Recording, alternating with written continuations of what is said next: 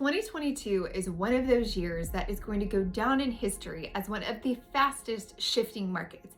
As quick as it came in 2020 is just as quick as it left us in 2022. Around this time last year, you were still paying tens of thousands of dollars over list, maybe waiving inspection or appraisal. However, we were still hovering around 3.4% interest, so it kind of balanced out. It was just a very aggressive approach to purchasing a home, especially if you were a first-time home buyer. Now rates have essentially doubled and there's far fewer homes on the market, but it's not as aggressive. So which is better? Today I'm looking at 3 different strategists that come out with all of their information and try to tell us exactly what they foresee the market looking like for this upcoming year. I'm looking at Redfin, Realtor.com, and National Association of Realtors, or NAR as they're better known. Lawrence Yun is one of their top strategists and somebody that I always pay attention to when he speaks because most of the time I found he's pretty accurate. One of the top conversations right now is what is home sales going to look like for 2023. The last couple of years have been a complete whirlwind where people were literally standing in line to look at a home and then put in an offer. It was already put in the special stipulations, have your offers in by this specific time because we're not going to be accepting anything after that. It was unprecedented, nothing like I've ever seen in my 18 years in real estate, and truthfully, I pray that I never do again. So what are home sales going to look like coming in 2023? Inventory is incredibly low right now. In Georgia, our market starts to pick up during the spring around March or April, and then that really anticipates what our summer market, which is our busiest market, is going to look like. Across the board, Realtor.com, Redfin, and National Association of Realtors are all predicting that we're going to see a massive decrease in 2023 sales compared to what it was in 2022. You might have seen my rant the other day on Realtor.com. They're predicting that we're going to see a massive decline. However, Redfin is making a very bold statement and stating that we're going to see some of the lowest numbers we've seen since 2011. Okay, so home sales are going to be down, but what about home prices? Everybody keeps going back and forth about, are we going to see this major crash? Are things just going to plateau, or are we going to even continue to increase? The hard part for this is every state is different. Everything you hear, even the data that I'm looking at, the national news, it's all national. Me being here in Georgia versus an agent in Texas or an agent in Utah, we're all gonna have very different numbers and different data. So make sure that you're talking to somebody that is local to your market. Over the last couple of years, we were on a massive uphill trajectory across the nation. And quite frankly, that just wasn't sustainable. Now, Realtor.com is saying that they predict we're just gonna see a plateau. We're not gonna go up, we're not gonna go down, we're just gonna kind of sit tight. Redfin and National Association of Realtors, on the other hand, are predicting that we're gonna see a little bit of a dip when it comes to home prices. I definitely have my own opinions about this. We'll talk about those later. I'm sure you do as well. I would love for you to put them in the chat so I can kind of get a feel and gauge of where everybody's head is in this market. Another huge question that is on everybody's mind is, what are interest rates going to do? We've been hovering around 7 to 7.4% for quite a while. That's a huge jump from where we were early last year at 3.4%, as we said earlier.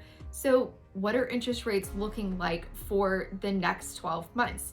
Well, if you look here, nobody can really seem to agree on where we're going in 2023 with interest rates. Realtor.com is saying we're gonna stay right at where we are at 7 to 7.4%. If you look here at Redfin, they're actually saying that the first of the year is going to be a little bit rough, but they're predicting by the end of the year, we're going to be seeing rates drop a little bit and getting closer to 6%. The National Association of Realtors is also predicting that we are going to see rates start to come down, but it will be probably in third or fourth quarter of 2023. The one thing that all of these share across the board is the fact that they agree rent is going to increase, and it's going to increase substantially. Like, it's not already unaffordable. So what's my take for 2023? Well, First, let me put my disclaimer. This is just my humble opinion of what I am seeing play out in our market here in Georgia. Please, this will not hold up in a court of law. This is my interpretation of the data and the market. Here in Georgia, over the last couple of years, one of the biggest contributors to what drove our market higher was corporate entities coming in and buying up homes. In 2021 alone, Georgia had over 33% of home sales contributed to these corporate entities. They came in with pockets full of cash that, of course, typical buyers cannot compete with, and they were steadily buying up any investment properties that they could possibly find. Now, fast forward to late 2022 and currently market right now, I'm seeing a lot of those properties come back on the market, either at where they purchased them or some of them even below. One of the biggest contributors here in the state of Georgia was Opendoor. Now, I've been showing some of their homes and I've actually been under contract on a couple of them. Should I say that I saw that coming or just let that go? Regarding home prices, I know that people are talking back and forth about what we're really going to see, and I kind of agree that for the next little while we're going to be plateaued, and then Georgia is actually on pace to continue to rise about 5%.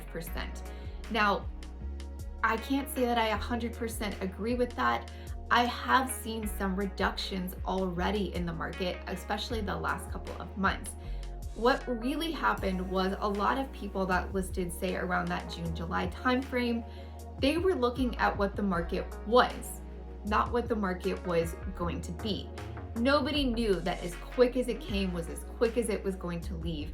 And so when they listed in June and July, they were listing on the very top end, anticipating those growth numbers that we had been seeing. Well, unfortunately, those growth numbers weren't there. And so they had to really have a coming to Jesus meeting and readjust what their sales strategy was. And then they made a reduction, and those homes usually came off the market, sold within the next 20 to 30 days. Average days on market right now is back to a normal stabilized market like in 2019 of about 31 days. You also have to keep in mind that the last couple of years, the higher price points, the luxury markets, were actually selling quite quickly. Many times these homes will stay on the market for months, even up to a year or more, where these homes were selling much faster. So when you look at home sales prices, if you put those into the averages, it very, very quickly starts to change what the average sales price is. With those homes no longer selling at the same pace that they were, it significantly drops the average sales price, even though we're not actually seeing a huge shift in the middle class market.